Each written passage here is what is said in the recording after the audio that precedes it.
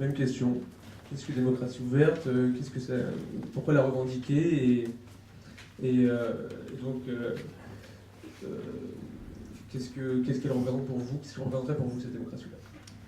Bonsoir, je vais essayer d'être assez court en fait, sur la présentation. Démocratie ouverte est une association de 1901 dont je suis membre, cofondateur depuis le départ.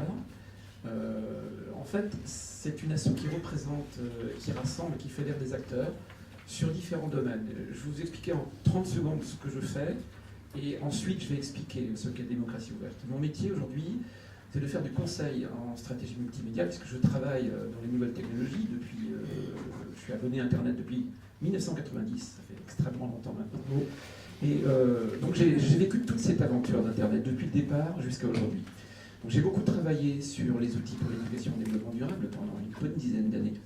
Et je me suis aperçu que en fait, la meilleure des méthodes pour pouvoir impliquer les gens dans un territoire, c'était de pouvoir les responsabiliser. Donc petit à petit, je suis arrivé à ces notions-là et je me suis inscrit de plus en plus dans tout ce qui est participation citoyenne, le fait d'impliquer les gens dans les territoires. Donc Démocratie ouverte est une asso qui rassemble ce type d'acteurs. Et aujourd'hui, je travaille beaucoup pour le Centre Edgar Morin sur des projets de démocratie participative.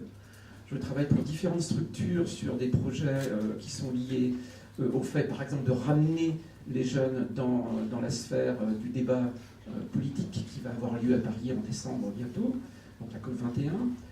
Je travaille beaucoup sur des projets de ce type.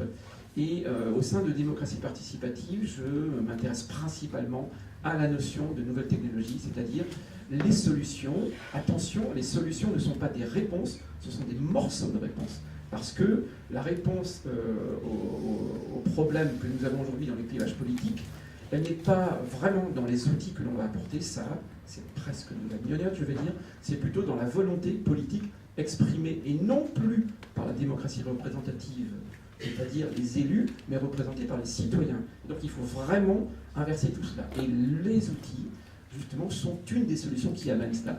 Alors, Démocratie participative est une des associations de laquelle je fais partie.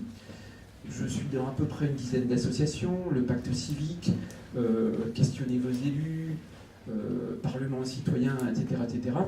C'est d'ailleurs comme ça que j'ai beaucoup échangé avec Jean-Pierre Worms, qui va se présenter après. Et en fait, le cœur même de Démocratie ouverte, c'est parti d'une histoire, hein, puisque dans les années 70, les Américains avaient besoin de faire un vœu de transparence sur ce qui se passait au Vietnam.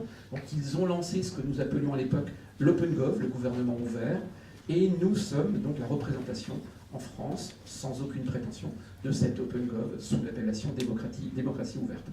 Notre objectif aujourd'hui, c'est d'expérimenter de nouveaux dispositifs, de les mettre en exergue auprès des élus, auprès des collectivités, de ramener certains élus avec nous dans la donne pour pouvoir leur dire votre politique aujourd'hui, la politique représentative ne fonctionne plus forcément, mais vous pouvez maintenant ramener les citoyens dans l'échange. Ma part dans cette association est tout à fait humble. Je m'occupe vraiment de la partie outils, c'est vraiment la focale de mon job. Et j'essaie, comme tous les membres de cette association, de multiplier des approches avec des élus et d'avoir des échanges et des interventions dans différents domaines, dans différents lieux. Voilà.